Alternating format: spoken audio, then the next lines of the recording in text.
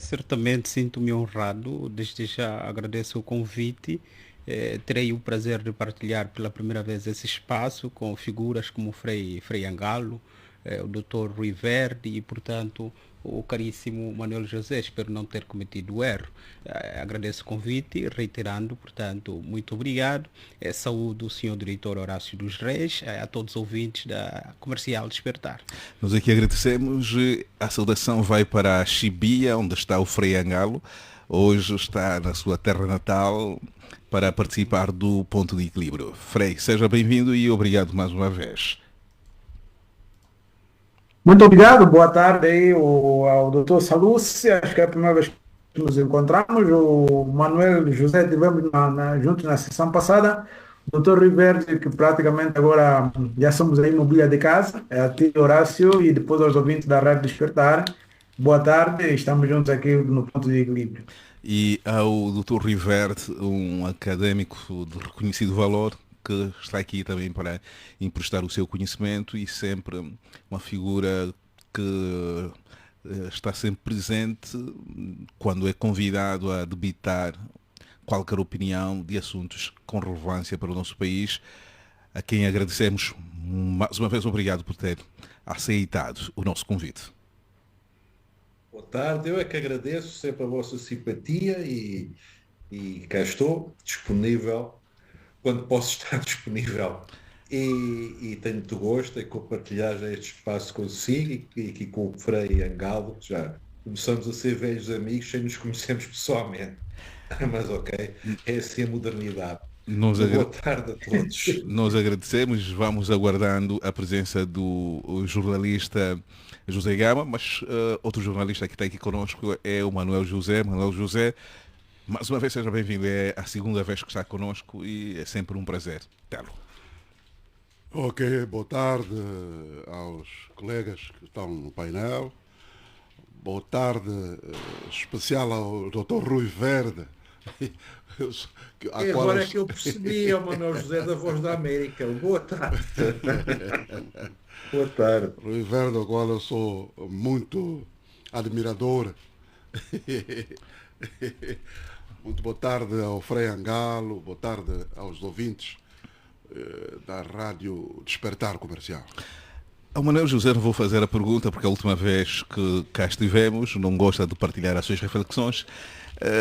Dr. Salucci, politólogo, por norma, nós desafiamos os nossos convidados para partilharem connosco as suas reflexões. Então passo a palavra a si. O que é que andou a pensar?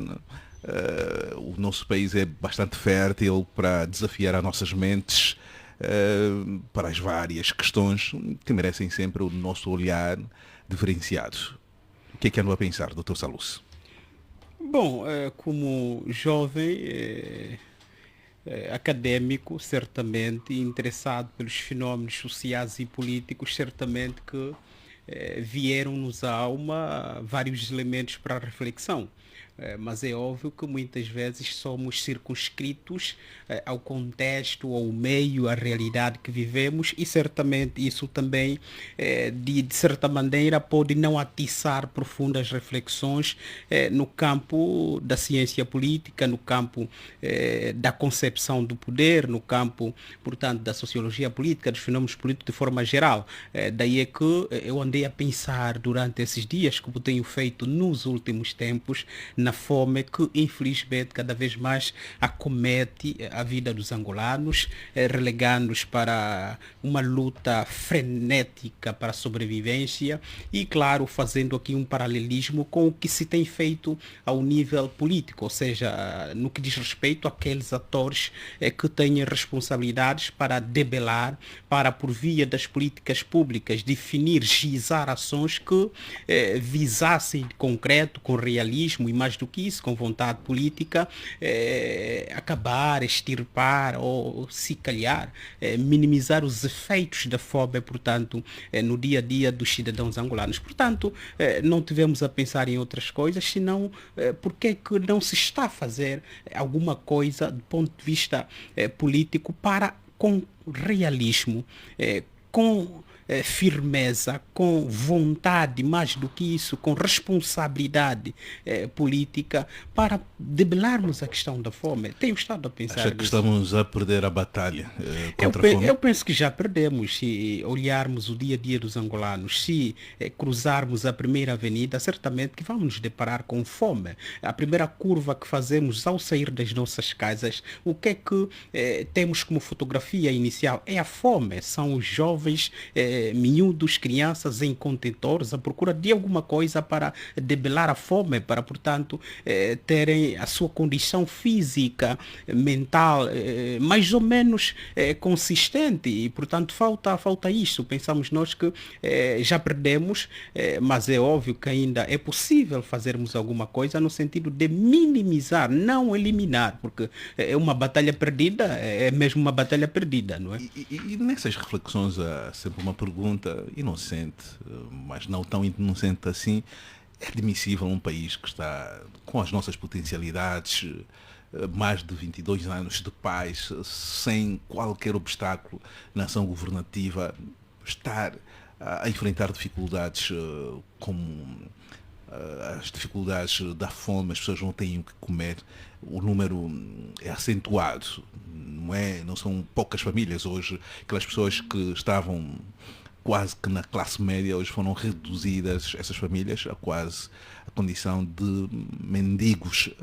É aceitável isso, Dr. Salus? Se tivéssemos num estado de natureza, acredito eu que era aceitável, admissível, né? Porque era aquilo que John Locke chamou omnis lopus omnis, ou seja, o homem seria, portanto, o inimigo do outro homem, vivia-se, portanto, um salve-se quem puder, e aí estaríamos diante de um caos, de uma desorganização absoluta. Aí, naquela realidade, naquele contexto, obviamente que seria admissível, seria aceitável, mas para uma realidade de Estado moderno, de uma sociedade politicamente organizada ao qual chamamos Estado, com pessoas que têm poderes que, portanto, lhes foi transferido pela coletividade humana para, portanto, administrar, gerir todo um conjunto de recursos, de bens, para, portanto, garantir a realização dos cidadãos, para garantir, portanto, a satisfação das necessidades dos cidadãos, efetivamente que não é admissível.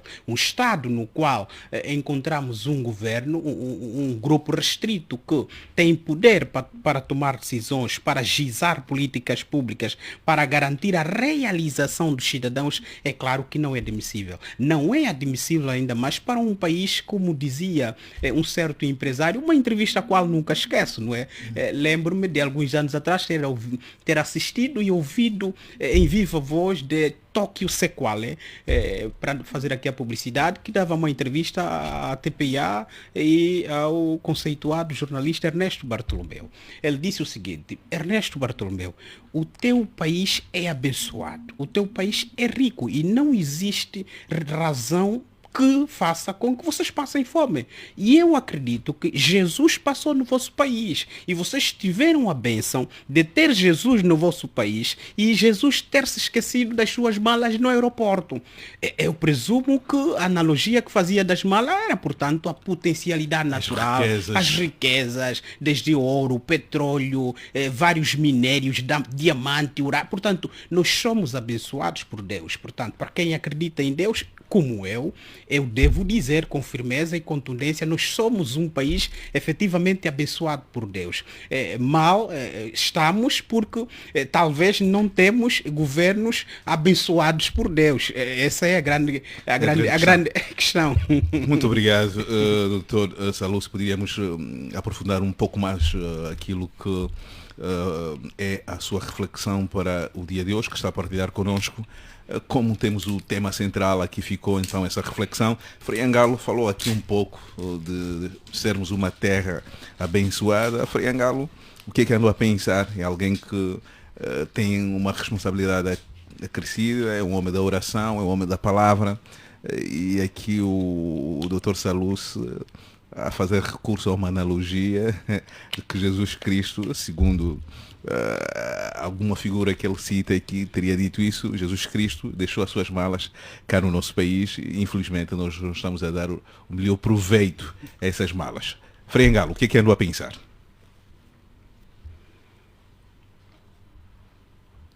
Olha, a minha grande preocupação nesses últimos tempos é ver a quantidade de jovens no lixo e do lixo, né? Antigamente eu falava criança de rua, mas dessa vez conseguimos produzir jovens do lixo. Quanto em Luanda, em cada contentor tem alguém que reside aí. E depois você pode caminhar, não vai encontrar nenhum contentor onde não encontra a pessoa a revirar o lixo para tirar alguma coisa. E a coisa mais preocupante para mim é a indiferença. E o doutor Salucci, é Salucci, assim se pronuncia Isso ou não, não mesmo, sei o nome Salucci. errado. Traz aqui um elemento que também é preocupante. E nós dissemos que Angola, agora estão a fazer o censo nisso, mas estatisticamente, digamos, Angola é um país de maioria cristã. De maioria cristã, portanto, juntando católicos e todos os protestantes, é um país de maioria cristã. A coisa preocupante é exatamente esta aqui. Sendo uma nação de maioria cristã, e perante fenômenos sociais graves que mostram o fracasso de uma nação, parece que reina a indiferença. E, é indiferença, portanto, religiosamente se tem dito, né, isso onde não há espaço para a pessoa humana, não há espaço para Deus. Isso para querer dizer que, eventualmente, o cristianismo angolano é um cristianismo epidérmico, de aleluias, amém, mas sem profundidade. E isto é preocupante porque, por exemplo, isso a nível dos cristãos e a nível político.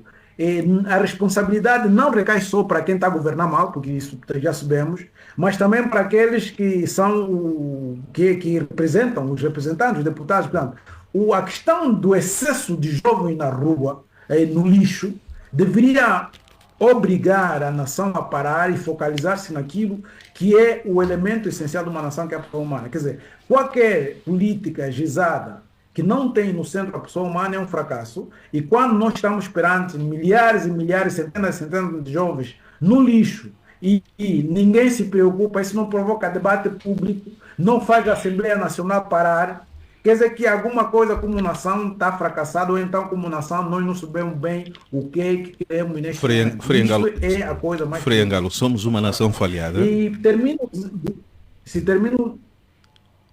Falhada, absolutamente falhada, mano. É absolutamente falhado e se nós não admitirmos que falhamos, não vamos conseguir procurar o rumo. Portanto, o grande problema muitas vezes é este. Quando a grandeza de uma pessoa ou de uma nação não está em não errar, mas em saber reconhecer os erros e procurar novos rumos. Portanto, se você, eu gosto de andar a pé e andar de autocarro. Portanto, se não, eu desloquei-me de Luanda até aqui a Chibia de carro. E ao longo da estrada, um dos elementos que é preocupante ver é, inclusive a nível de mercados populares, essas as chamadas praças, também as próprias praças refletem a pobreza nacional. Tá? As praças estão pobres, tipo, não tem diversidade. Você, quando chega numa praça, vende-se frango assado com batata doce frita. Quer dizer, batata rena no nosso país vai desaparecer. Você anda de Luanda até Lubango, encontra praças inteiras, você encontra tipo 1000 pessoas, todas estão comercializando a mesma coisa, que é o frango e a batata doce frita. Né? E isto é grave, também é preocupante ver que a nação nem está a produzir para a sua própria alimentação, tá vendo? Muito obrigado, Frei. Muito obrigado por essa reflexão. Aliás, nessas edições, as duas, a última e a de hoje, o Frei acaba por levantar esta bandeira da pobreza de pessoas que alimentam-se do lixo. Dr. Rui Verde, uma mente bastante fértil, o que é que tem pensado o mundo ou tem pensado sobre o nosso país? Qual tem sido a base das suas reflexões? Bom, hoje vou mudar um pouco de tema, embora concordo com o que foi dito anteriormente sobre a fome e as crianças do lixo. É preciso não haver indiferença e haver ação, e a ação de todos, do governo e também da sociedade.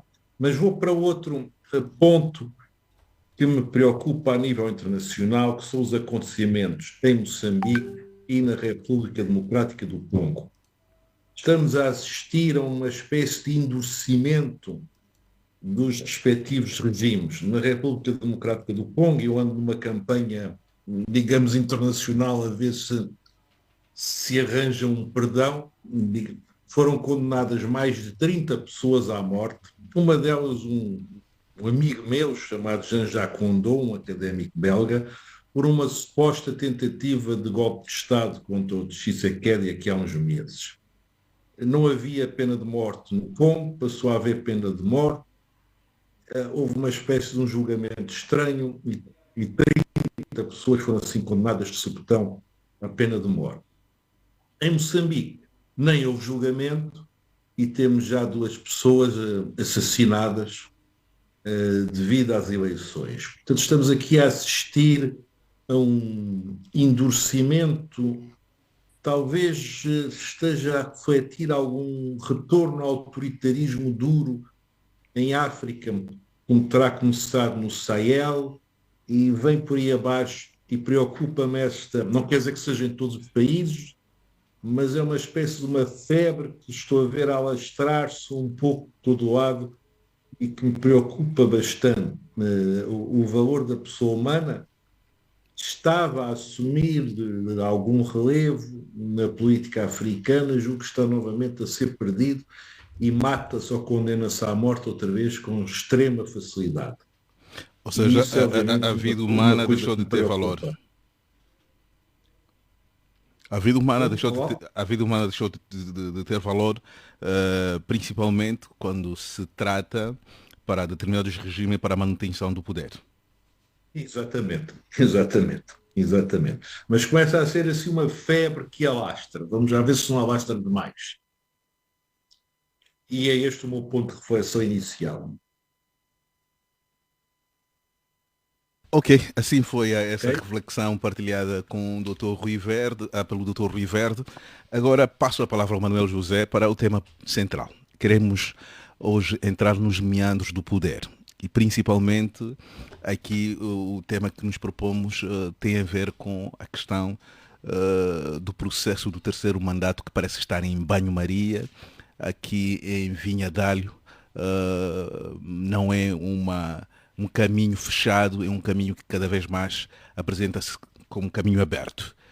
Manuel José, como ponto introdutório, por favor, seja à vontade. Ok, obrigado uma vez mais, Horácio do Reis. Era bom se pudéssemos entrar no poder, como diz o Horácio dos Reis, era bom entrar, mas infelizmente não é possível entrar nesse poder.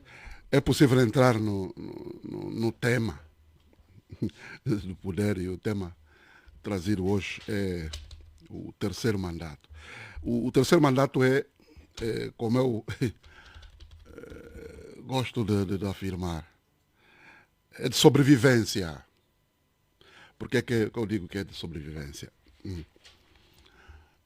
Normalmente em África e em Angola em particular, como os líderes entram para o poder com o pensamento, a filosofia de perpetuar-se, e depois eles assumem as consequências deste modo de pensar o poder. Quando alguém entra num local e que coloca na cabeça que é ele e mais ninguém, depois vai ter consequências. E então, particularmente aqui em Angola, nós já vimos lá atrás, né, o anterior presidente de Angola, José Eduardo dos Santos, que se podemos considerar que provou do próprio veneno por causa esta forma de pensar o poder, quer dizer, entrar e não ter perspectivas de fim. Como disse, isso depois acarreta consequências, né?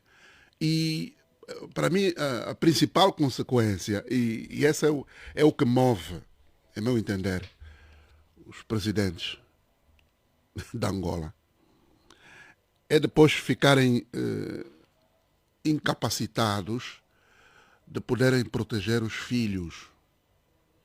Né? Aconteceu com José Eduardo dos Santos. Alguns dizem que eram outras razões que aceleraram a morte do antigo presidente angolano. Mas eu acho que era o sentimento de impotência de proteger os filhos. Né? Um filho preso por cá,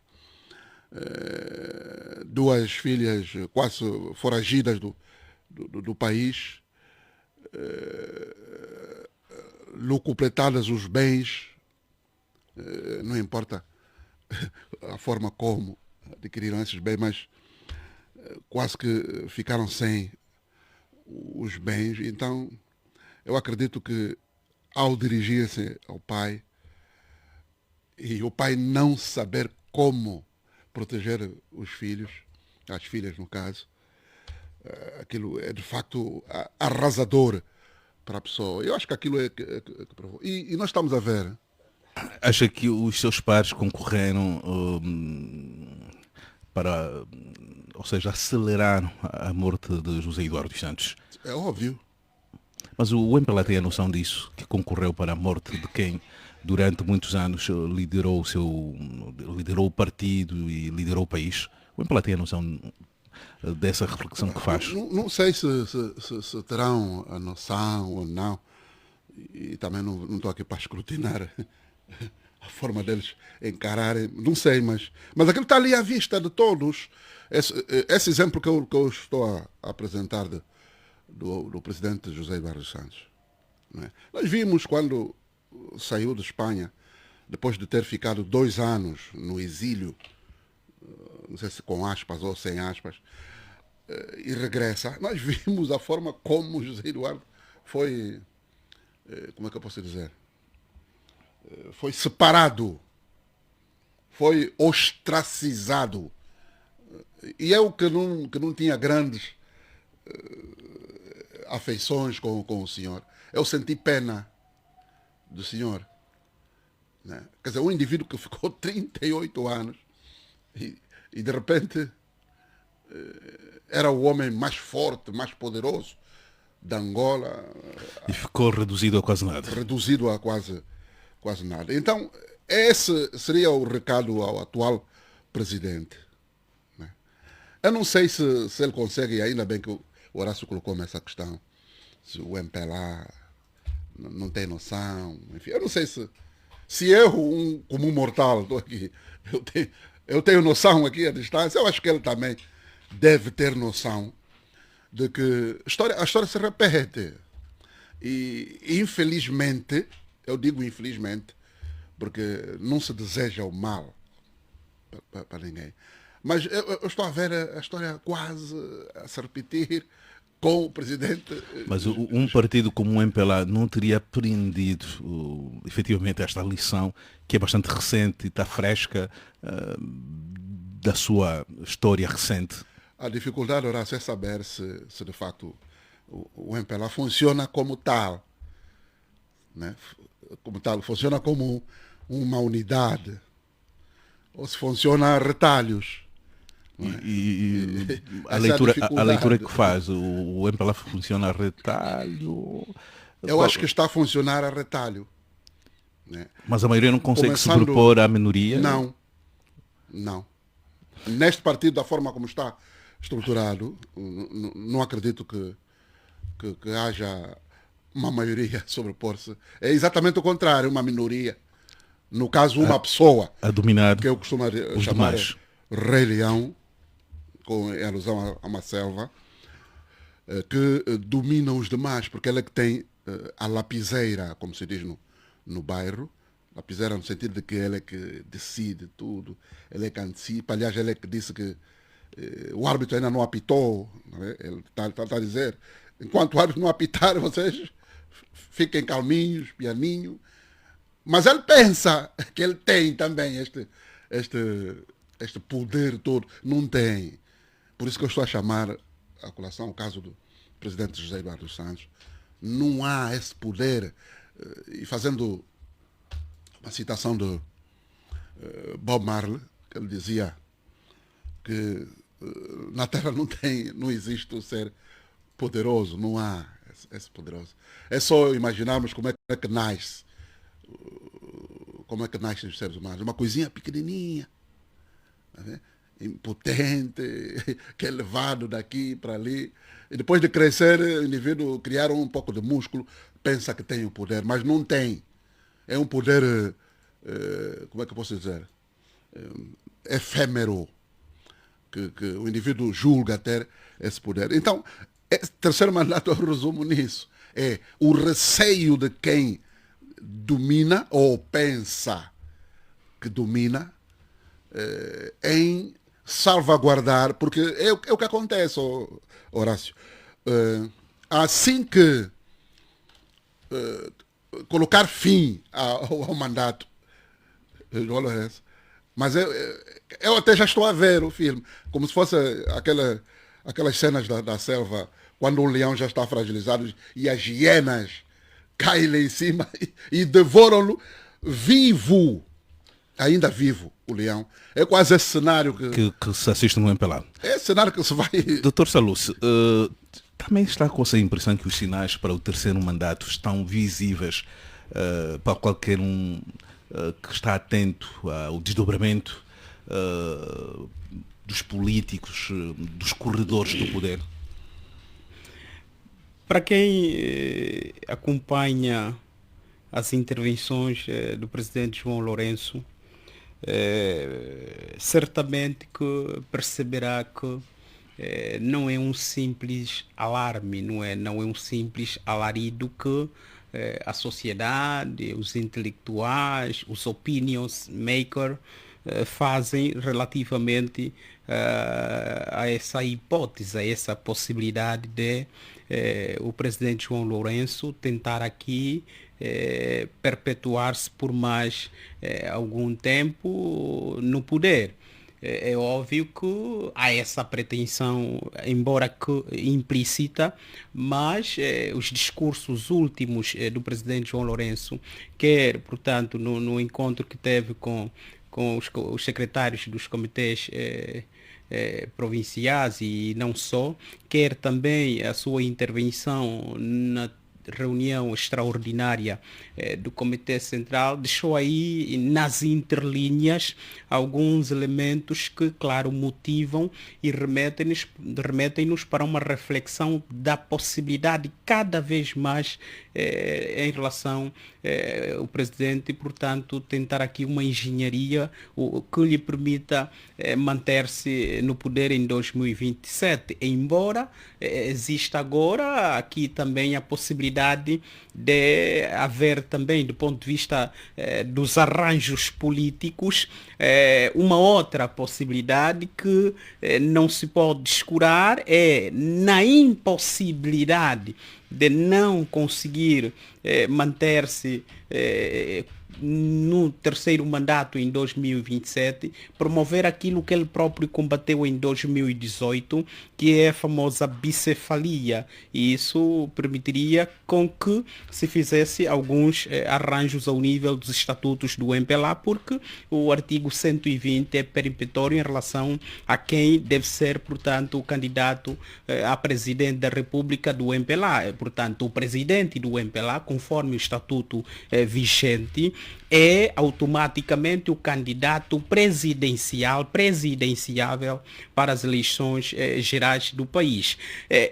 O presidente João Lourenço, ele também, claro, está embanhado numa cultura que tem que ver com a compreensão